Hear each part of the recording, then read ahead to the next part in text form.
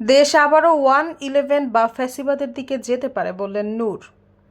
বাংলাদেশে আগামীতে নানা ধরনের রাজনৈতিক সংকট দেখা দিতে পারে বলে মন্তব্য করেছেন গণ অধিকার পরিষদের সভাপতি ও ডাকসুর সাবেক ভিপি নুরুল হক নূর।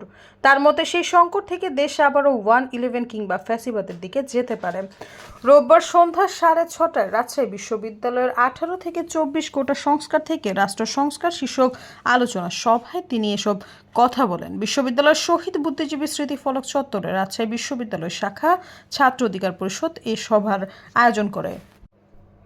নূর বলেন, অনেকে মনে করেছেন রাজনৈতিক বোঝাপড়া হয়ে গেছে, নির্বাচন হবে, কেউ সরকারে যাবে, কেউ বিরোধী দলে, পরিবেশ স্বাভাবিক হয়ে যাবে।